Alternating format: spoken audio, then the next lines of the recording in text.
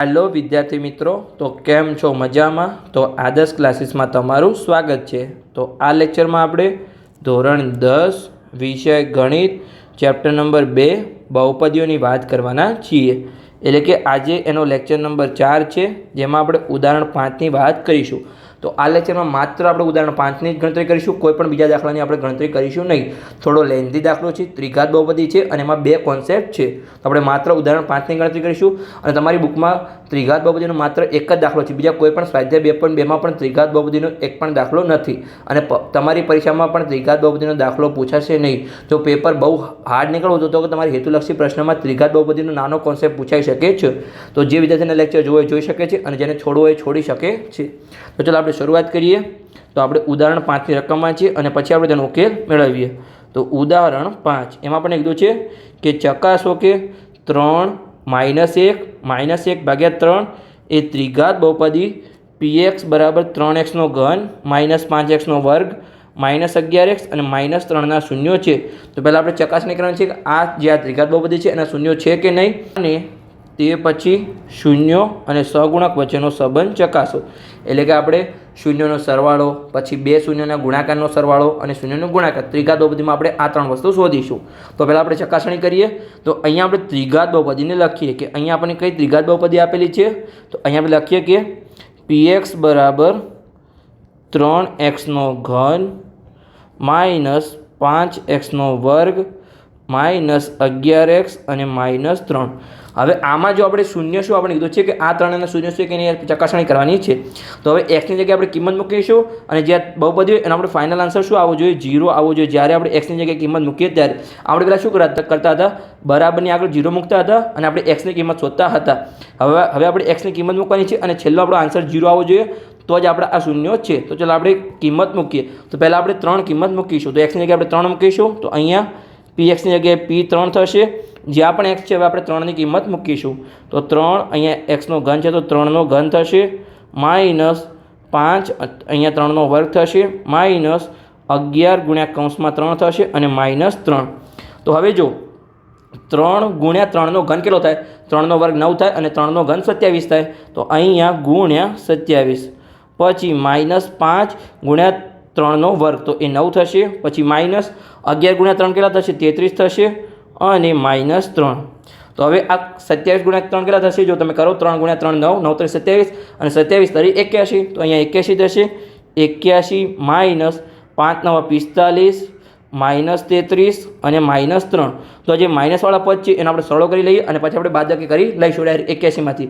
તો 45 + 33 + 3, તો 3 ને 3 6, 6 ને 5 11 નો એકડો, વધી 1, 4 ને 3 7, 7 ને 1 8 થશે। તો અહીંયા આપણે -81 થશે, કેમ કે દરેક સંખ્યા 81 છે। આમ સરળ થશે પણ નિશાની માઇનસની આવશે, કેમ કે દરેક માઇનસ છે। તો અહીંયા 81 - 81, તો આપણને કિંમત શું મળી? p3ની કિંમત આપણને મળી 0। એટલે કે જે 3 છે એ આપેલ ત્રિઘાત બહુપદીનું શૂન્ય છે। તો આ આપણું સિમ્પલી સાબિત થઈ ગયું। આપણો છેલ્લો આન્સર 0 આવવો જોઈએ, જે આપણે એક્સની જગ્યાએ કિંમત મૂકીએ તો। હવે બીજું આપણને કયું શૂન્ય આપેલું છે? -1। તો -1ની કિંમત મૂકીએ અને આપણો ફાઇનલ આન્સર 0 આવવો જોઈએ। તો ચલો મૂકીએ। તો પહેલાં તો અહીંયા આપણું ત્રિઘાત બહુપદી લખીશું। તો px બરાબર આપણું ત્રિઘાત બહુપદી શું છે? અહીંયા ચલો લખીએ કે શું હતું આપણે જોઈ લઈએ। 3x નો ઘન -5x નો વર્ગ -11x અને -3। તો ચલો લખી દઈએ કે 3x નો ઘન -5x નો વર્ગ -11x અને -3। તો આપણે કિંમત મૂકીશું -1 એક્સની જગ્યાએ। તો અહીંયા 3 અને x નો ઘન, તો કે -1નો ઘન થશે હવે, પછી -5 અને x નો વર્ગ, તો અહીંયા -1નો વર્ગ થશે, પછી -11 અને xની જગ્યાએ -1 -3। તો હવે જો અહીંયા 3 છે, -1નો ઘન કેટલો થાય? તો જો -1 ગુણ્યા -1, આ બે વખત ગુણાય તો માઇનસ પ્લસ થઈ જાય, પણ ફરીથી ત્રીજી વખત પણ આપણે -1 વડે ગુણીશું। તો અહીંયા જો આ પ્લસ હતા અને આ માઇનસ છે, તો માઇનસ જ રહેશે, તો -1 રહેશે। તો આપણે લખી શકીએ અહીંયા કે -1નો ઘન -1 જ થશે, પછી -5, હવે -1નો વર્ગ છે, તો જો બે વખત ગુણાય તો શું થશે? એ પ્લસ સંખ્યા આવશે, એટલે કે +1 થશે। તો અહીંયા આપણે -1નો વર્ગ થશે, અહીંયા +1, પછી અહીંયા જો -11, આ -11 છે આગળ, અને ગુણ્યા -1, તો માઇનસ પ્લસ થઈ જશે અને 11 ગુણ્યા કેટલા થશે? અહીંયા +11 થશે અને -3. હવે આપણે આગળનું સ્ટેપ લઈએ તો જો 3 × -1 તો શું થશે? અહીંયા -3 થશે. પછી -5 × +1 તો એ -5 થશે. પછી +11 અને -3.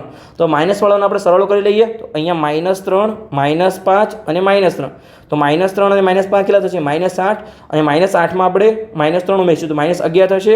એટલે કે 11 માંથી -11 બાદ થશે તો શું થશે? આપણે અહીંયા જો 11 માંથી 11 બાદ થયા તો અહીંયા આપણને 0 કિંમત મળી. આ કોની કિંમત મળી આપણને? p-1 ની કિંમત આપણને 0 મળી. તો આપણે ફાઇનલ આન્સર 0 લાવવાનો હતો. એટલે કે જે આપેલ ત્રિઘાત બહુપદી છે એનું શૂન્ય -1 પણ છે. હવે આપણે છેલ્લું ચકાસણી કરી લઈએ કે કયું આપણું શૂન્ય હતું. આપણે જોઈ લઈએ ચલો રકમમાં કે અહીંયા આપણને -1/3 આપેલું છે. તો હવે x ની જગ્યાએ આપણે -1/3 મૂકીશું અને આપણો ફાઇનલ આન્સર 0 આવવો જોઈએ. તો ચલો આપણે મૂકીએ. તો પહેલાં આપણે ત્રિઘાત બહુપદી લખીશું અહીંયા કે px બરાબર, હવે તો ત્રિઘાત બહુપદી યાદ રહી ગઈ છે, 3x3 -5x² -11x અને -3. તો હવે આપણે x ની જગ્યાએ -1/3 કિંમત મૂકીશું. તો અહીંયા px બરાબર x ની જગ્યાએ -1/3. ચાલો કિંમત મૂકીએ 3. હવે x ની જગ્યાએ -1/3 તો -1/3 અહીંયા થશે ઘન. પછી -5 અને -1/3 પછી -11 અને -1/3 અને એમાંથી પણ -3 થશે. તો હવે જો -1/3 ઘન છે તો ઉપર શું થશે? જો પહેલાં તો આપણે 3 લખી દઈએ. પછી જો અહીંયા 1/3 આપણે 1/3 ગુણ્યા 1/3 તો આ બંને માઇનસ હશે તો પ્લસ થઈ જશે. પણ શું થશે? ઉપર તો 1 ગુણ્યા 1 જ હશે, નીચે 3 × 3 9 થશે. હવે આને ફરીથી -1/3 વડે ગુણીશું તો શું થશે? જો માઇનસ થઈ જશે. ઉપર તો -1 × 1 અને નીચે શું થશે? 9 × 27 એટલે કે 1/-1/27 આપણો આન્સર મળશે. તો લખી દઈએ અહીંયા કે -1/27 આપણને આન્સર મળ્યો. પછી -5. હવે જો -1/3 ગુણ્યા -1/3 તો એનો આન્સર આપણને શું મળશે? +1/9 મળશે. તો લખી દઈએ અહીંયા ડાયરેક્ટ અહીંયા આપણને 1/9 એનો આન્સર મળશે. પછી અહીંયા જો -11 ગુણ્યા -1/3 તો પ્લસ થઈ જશે પણ શું આવશે? +11/3 આવશે. કેમ કે નીચે 11 ગુણ્યા 1 1 જ થશે અને નીચે ભાગાકારમાં 3 અને માઇનસ પ્લસ થઈ ગયા. પછી -3.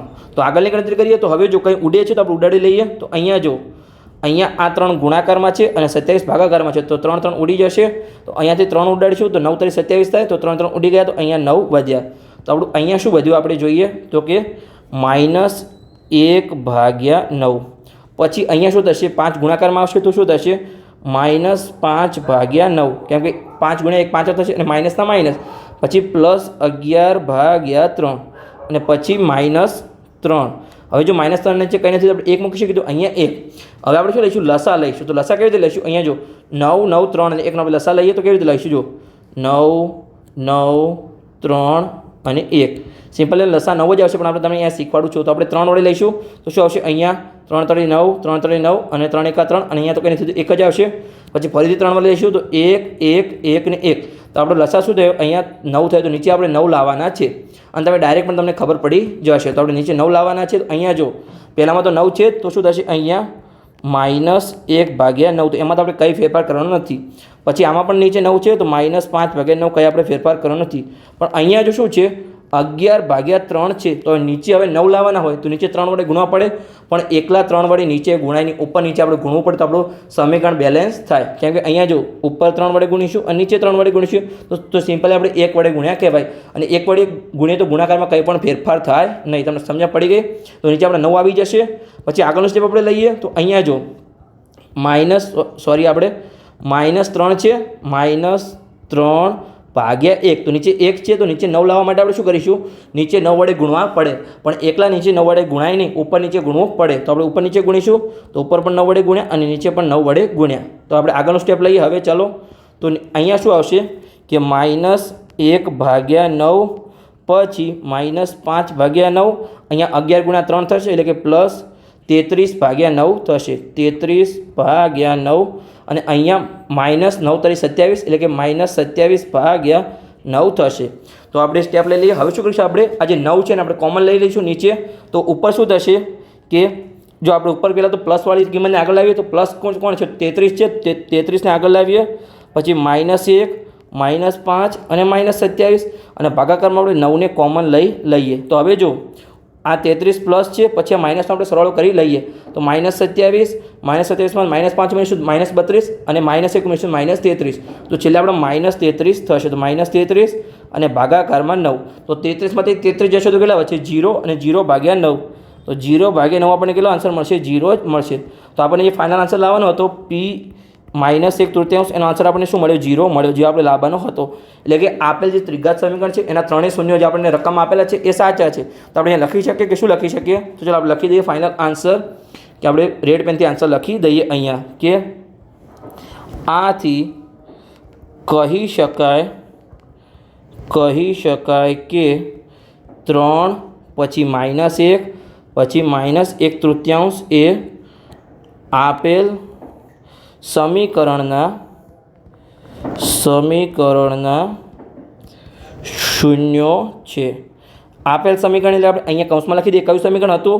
3x² -5x² -11x અને -3 એટલે કે આના ત્રણે શૂન્યો છે એ સાચા છે. આપણે અહીંયા ગણતરી કરીને ડિટેલમાં સાબિત કર્યું છે. સમજ પડી ગઈ?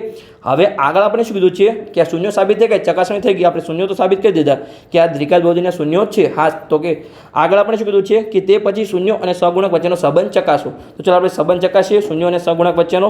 તો અહીંયા આપણે શું કરીશું? શૂન્યનો સરવાળો કરીશું. તો અહીંયા 3 શૂન્યો છે તો એને આપણે સરવાળો કરી લઈશું. તો પહેલાં તો આપણે શૂન્યોનું નામ આપી દઈએ અલ્ફા, બીટા અને ગામા. તો ધારો કે જે આપણું 3 છે એને આપણે અલ્ફા નામ આપી દઈએ, પછી બીટાને આપણે -1 કહી દઈએ અને ગામાને આપણે -1/3 કહી દઈએ. તો ચલો હવે આપણે શૂન્યોનો સરવાળો કરીએ ત્રણેયનો. તો શૂન્યોનો પહેલાં તો આપણે સરવાળો કરીશું. તો અહીંયા શૂન્યોનો સરવાળો તો શું થશે? ત્રણેયનો સરવાળો થશે આલ્ફા, બીટા અને ગામા. પહેલાં આપણે સિમ્પલ સરવાળો કરીશું અને પછી આપણે સૂત્ર દ્વારા પણ ગણતરી કરીશું અને બંને જવાબ આપણા સેમ આવવા જોઈએ. તો શૂન્યનો સરવાળો તો 3 + -1 અને +-1/3. તો અહીંયા શું થશે? હવે જો 3 ± માઇનસ થશે કે -1 અને -1/3. હવે આપણે શું લેવું પડશે? અહીંયા જો અહીંયા 3માંથી આ 1 તો નીકળી જશે એટલે કે 2 વચ્ચે તો આપણે નીકાળી દઈએ કે 3માંથી 1 ગયા તો શું થયું? 2 વધ્યું, 2 -1/3. તો હવે અહીંયા આપણે શું કરીશું? ચોકડી ગુણાકાર કરીશું. તો અહીંયા જો અહીંયા નીચે કંઈ નથી, 2ની નીચે, તો અહીંયા આપણે 1 મૂકીશું. તો 1 મૂક્યા તો 1નો ગુણાકાર 1 સાથે થશે, 3નો ગુણાકાર 2 સાથે થશે અને નીચે 3 અને 1નો ગુણાકાર. તો આપણે ચોકડી ગુણાકાર કરીએ. તો ચાલો કરી લઈએ. તો 2 × 3 કેટલા થશે? 6 -1 × 1 1 જ થશે અને નીચે 1 × 3 3 થશે. તો હવે શું થયું? અહીંયા જો 6માંથી 1 જશે તો 5 અને નીચે 3 છે એટલે કે 5/3 આપણને શું મળ્યું? શૂન્યોનો સરવાળો મળ્યો. હવે આપણે સૂત્ર દ્વારા ગણતરી કરીએ. ચલો સૂત્ર દ્વારા ગણતરી કરીએ કે શૂન્યોનો સરવાળો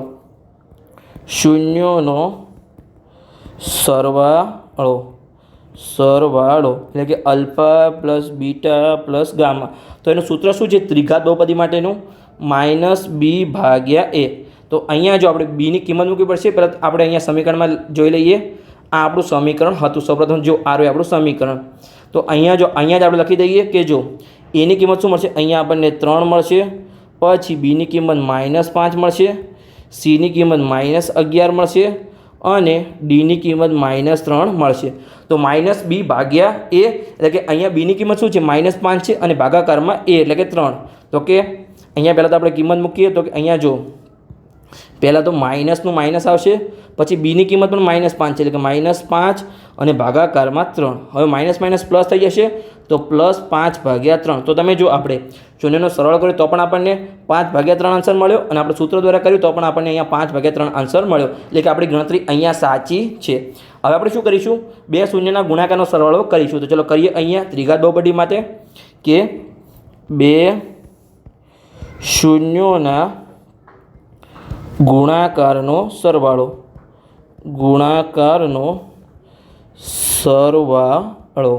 એટલે કે અલ્ફા × બીટા + બીટા × ગામા અને ગામા × આલ્ફા. ત્યાં કરી લઈએ ગામા × આલ્ફા. તો ચાલો કરી લઈએ. તો જો અહીંયા આપણે શૂન્યોના ગુણાકારનો સરવાળો એટલે કે અલ્ફા × બીટા કરવું પડશે. એટલે કે અલ્ફા કેટલા છે? અહીંયા જો અલ્ફા આપણે શું ધાર્યા છે? અહીંયા આપણે અલ્ફા 3 ધાર્યા છે અને બીટા આપણા -1 છે. એટલે કે પહેલાં તો આવશે 3 × -1. તો અહીંયા કરી લઈએ કૌંસમાં આપણે. તો તો કે 3 ગુણ્યા -1 એને આપણે કૌંસમાં મૂકી દઈએ આપણે સરખી રીતે. પછી પ્લસ પછી શું છે બીટા ગુણ્યા ગામા. તો બીટા કેટલા છે અહીંયા જો બીટા -1 છે અને ગામા 1/3 છે -1/3. તો આપણે કૌંસ કરીએ -1 ગુણ્યા -1/3. તો આપણે મોટો કૌંસ કરી લઈએ પ્લસ અહીંયા જગ્યા નથી તો આને આપણે થોડું આગળ લઈ જઈએ તો આપણે અહીંયા જગ્યા મળી જાય. હજુ આપણું ત્રીજું સ્ટેપ બાકી છે. તો ત્રીજા સ્ટેપમાં શું છે કે ગામા ગુણ્યા અલ્ફા. તો અહીંયા ગામા શું છે જો -1/3 અને અલ્ફા છે 3. તો આપણે કરી લઈએ કે અહીંયા -1/3 ગુણ્યા 3. હવે આપણે કૌંસ કરી લઈએ. જે પણ ઉડતું આપણે ઉડાડી લઈશું. તો આગળનું સ્ટેપ લઈએ તો અહીંયા શું થશે +3 ગુણ્યા -1. તો શું થશે અહીંયા -3 થશે. પછી અહીંયા પ્લસની નિશાની પછી આ કૌંસની અંદર જો -1 ગુણ્યા -1/3. તો માઇનસ માઇનસ શું થશે પ્લસ થઈ જશે અને 1 ગુણ્યા 1/3. તો 1/3 શું થશે પણ +1/3 થશે. તો +1/3. અહીંયા જો હવે અહીંયા આપણું શું છે અહીંયા 3 ઉડી જશે. અહીંયા 3 ગુણાકારમાં છે અહીંયા 3 ભાગાકારમાં છે. 3 ઉડી ગયા -1 આપણા વધ્યા અને ગુણાકારમાં પહેલી પ્લસ છે તો પ્લસ ગુણ્યા માઇનસ થશે. જો અહીંયા 1 જ વધ્યા તો -1 ગુણ્યા +1 તો -1 જ રહેશે. તો અહીંયા સિમ્પલી આપણે -1 લખી દઈએ. હવે આપણે શું કરીશું જો -3 અને -1 તો એના સરળ કરી લઈશું અને 1/3 આપણે એમના એમ જ રાખીશું. એટલે અહીંયા શું થશે 1/3 અને અહીંયા -4 થશે. કેમ કે અહીંયા આપણે આ જે -3 છે અને -1 છે એને આપણે ભેગા કરી દીધા છે. એટલે કે માઇનસ પ્લસ થાય પણ નિશાની માઇનસની જ રહેશે. તો આપણે ચોકડી ગુણાકાર કરીશું તો 4ની નીચે કને આપણે 1 મૂકી શકીએ. અહીંયા 3નો ગુણાકાર 4 સાથે 1નો ગુણાકાર 1 સાથે અને નીચેના બંનેનો ગુણાકાર એટલે 3 અને 1નો ગુણાકાર કરી લઈએ. તો ચલો કરી લઈએ આપણે. તો અહીંયા શું થશે 1 ગુણ્યા 1 1 જ થશે. પછી -4 ગુણ્યા 3 12 થશે અને ભાગાકારમાં 3 ગુણ્યા 1 3 જ થશે. તો 1માંથી 12 જાય તો -11 આવશે એટલે કે -11/3. હવે આપણે સૂત્ર દ્વારા કરીએ. આ આપણે આન્સર મળ્યો કે આપણે ગણતરી કરી શૂન્યનો 2 શૂન્યના ગુણાકારનો સરવાળો કર્યો. આપણે સૂત્ર દ્વારા લખીએ. તો ચલો સૂત્ર દ્વારા લખીએ કે 2 શૂન્યોના ગુણાકારનો સરવાળો એટલે કે આલ્ફા ગુણ્યા બીટા, બીટા ગુણ્યા ગામા અને ગામા ગુણ્યા અલ્ફા. તો એનું સૂત્ર શું છે C/A. તો C અને Aની કિંમત શું છે આપણે અહીંયા જોઈ લઈએ ઉપર. તો કે અહીંયા જો Cની કિંમત શું છે અહીંયા -11 અને Aની કિંમત 3 છે એટલે કે -11/3. તો લખી દઈએ આપણે -11/3. તો ચલો લખી દઈએ કે -11/3. આવી રીતે તમે ડાયરેક્ટ પણ આન્સર મેળવી શકો છો. તો જો આપણે એનો શૂન્યનો ગુણાકારનો સરવાળો કર્યો તો પણ આપણને -11/3 મળ્યો અને સૂત્ર દ્વારા કર્યું તો પણ આપણને -11/3 મળ્યો. પણ આ આપણે સૂત્ર દ્વારા ડાયરેક્ટ સિમ્પલી આન્સર મળી શકે છે. હવે આપણે છેલ્લું કરીએ કે શૂન્યનો ગુણાકાર. તો આપણે છેલ્લું સ્ટેપ કરી લઈએ સિમ્પલી શૂન્યનો ગુણાકાર. તો ચલો કરી લઈએ આપણે શૂન્યનો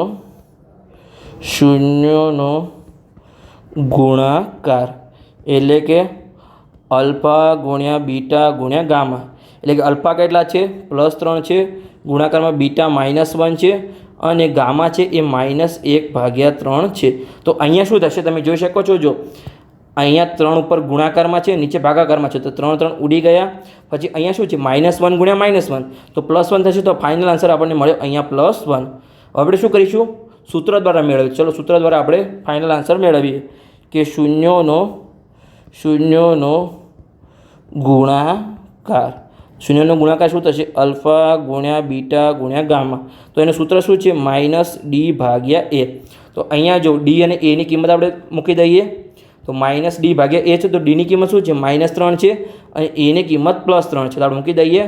તો અહીંયા જો ચલો મૂકી દઈએ આપણે અહીંયા કિંમત. તો અહીંયા જો પહેલાં તો માઇનસ એમના એમ પછી Dની કિંમત -3 છે અને પછી ભાગાકારમાં 3. તો માઇનસ પ્લસ થશે તો 3/3. 3 ઉડી ગયા તો ફાઇનલ આન્સર આપણને 1 મળ્યો. તો સૂત્ર દ્વારા પણ આપણને આન્સર 1 મળ્યો અને આપણે ગુણાકાર કર્યો તો પણ આપણને આન્સર 1 મળ્યો. તો બસ અહીંયા આપણો લેક્ચર પૂર્ણ થઈ ગયો. આપણે સંપૂર્ણ ઉદાહરણ 5ને આપણે ડિટેલમાં ગણવાનો પ્રયત્ન કર્યો. જેને હાર્ડ લાગે એ છોડી શકે છે કારણ કે તમારી પરીક્ષામાં આ દાખલો પૂછવાના ચાન્સ 0% છે. જો પેપર બહુ હાર્ડ નીકળશે તો જ આ દાખલો પૂછાશે. તો આગળ આપણે સ્વાધ્યાય 2.2ની શરૂઆત કરીશું જેમાં દરેક દાખલા દ્વિઘાત બહુપદીના છે, એક પણ ત્રિઘાત બહુપદીનો દાખલો નથી. તો તમારે એ લેક્ચર અવશ્ય જોવાનો છે. એમાં તમારો 100% પરીક્ષામાં દાખલો હશે. તો મળીએ આપણે આગળના લેક્ચરમાં. તો બસ લેક્ચર સારો લાગ્યો હોય તો ચેનલને સબસ્ક્રાઈબ કરો અને તમારા મિત્રોને વિડીયો શેર કરો.